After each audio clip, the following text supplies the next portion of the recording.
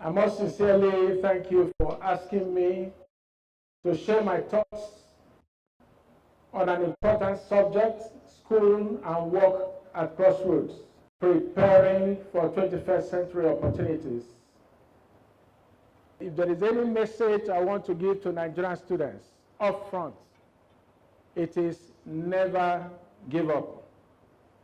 It was one of the greatest statesmen of the 20th century, British Prime Minister Winston Churchill, who reminded us that success is not final, failure is not fatal.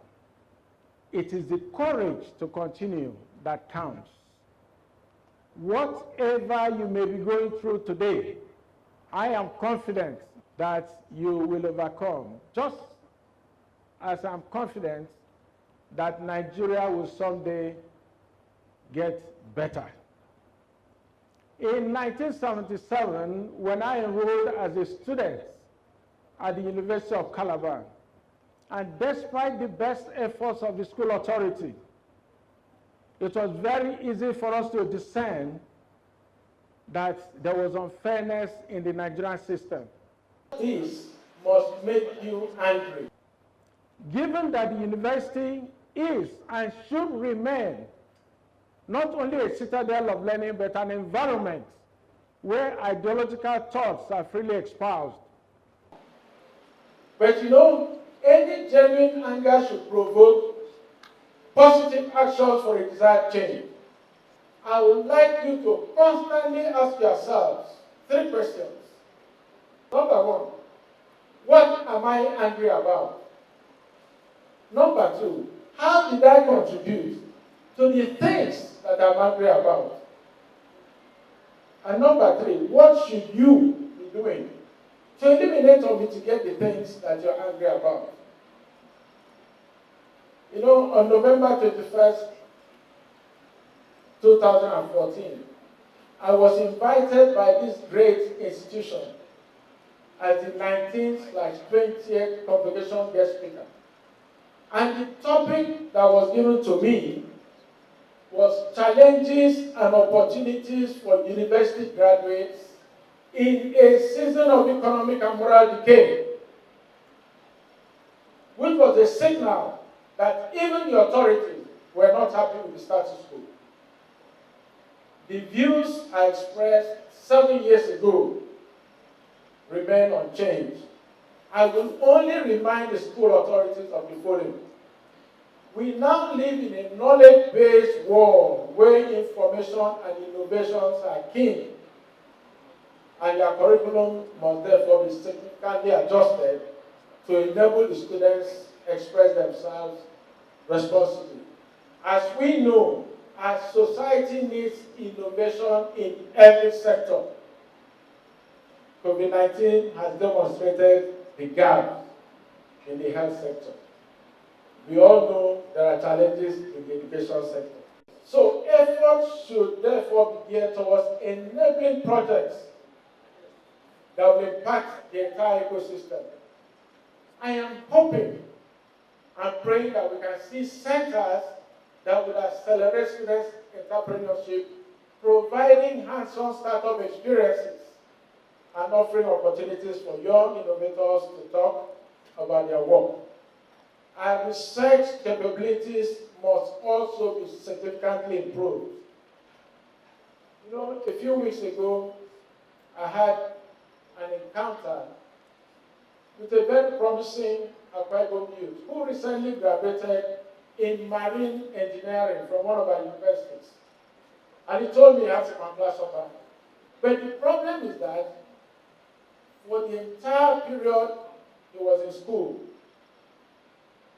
he has never had access to a ship. I started wondering, why was the program not linked to some practical assignment where this kind of students will be on a vessel and begin to learn practically what to do with the course? There should be a rigorous internship opportunity as part of school curriculum, just to prepare students for the marketplace. Those are some thoughts for the authorities. Now let me turn to my dear students. And I want to start by assuring them that no matter how foggy the situation may be, please be reminded that you have the capacity to alter your future trajectory, especially if you decide to do things right. And I want to share some thoughts based on what I have always used as my moral compass for success.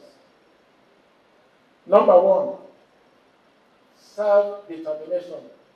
Do not allow today's circumstances limit your ability to have tall aspirations. I graduated from university at a time when Nigeria was beginning to face severe economic crisis. But I recall that when I completed my NYSC, I was determined that the system would not put me down, and I needed to be creative in legitimately surviving. Believe in yourselves and never give up. And choose your next destination with passion. Number two, hard work. Any opportunity that comes your way deserves meticulous attention and thorough examination. Even when there are hiccups, please learn to endure, for it is only for a season. Number three, integrity. As someone who has for a long time been engaged in the management of people, I can tell you that many organizations, private and public, groan under the weight of dishonest personnel. Integrity is now arguable as important as educational accomplishments. I've already mentioned that this is an era of technology. Huge technological advancement. You must scout for, seek, and always try towards information that will enrich you. Next point I want to mention is continuous self-improvement. What happens if you're unable to secure your dream job after graduation? I believe while waiting for the right opportunity, you should embark on self-development. You must deepen your professional knowledge, develop a special skill, follow your passion, start a small business. Do not just wait for opportunity. Create one.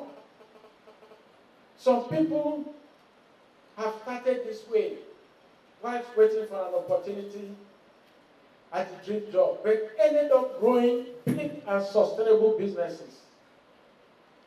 Many of you have great entrepreneurial skills waiting to be unveiled, but you will never discover this until you start. Be reminded that money follows an idea, so develop one first.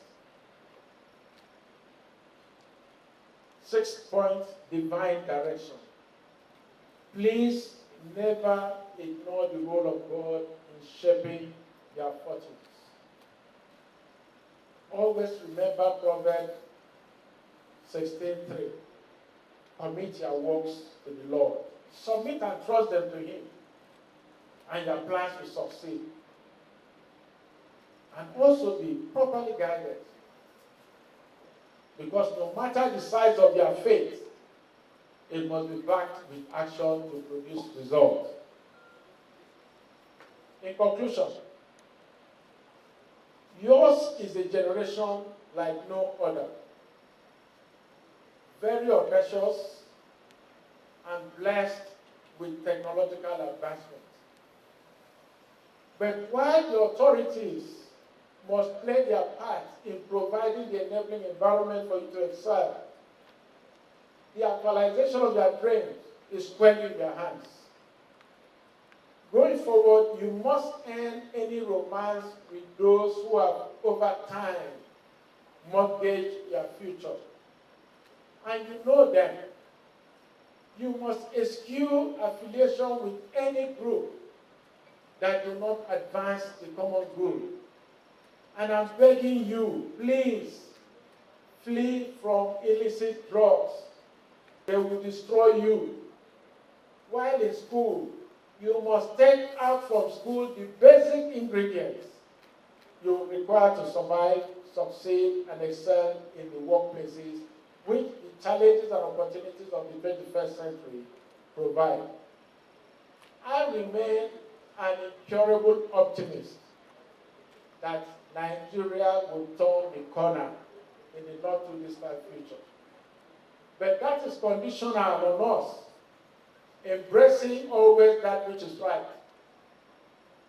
In this state, I see that optimism in Governor UDOM Emmanuel, who has openly assured us that together in faith, we shall be counted as a great state with a strong economy. Nothing should derail this vision, just as your growth and prosperity must not be cut. Let me end on this note. Trust me, I do recognize that we're in tough times. I get it. But there is an African proverb that reminds us that we should not allow the belly to make us useless. We should not allow the belly to make us useless. So let's get to work, and I wish you luck. God bless you.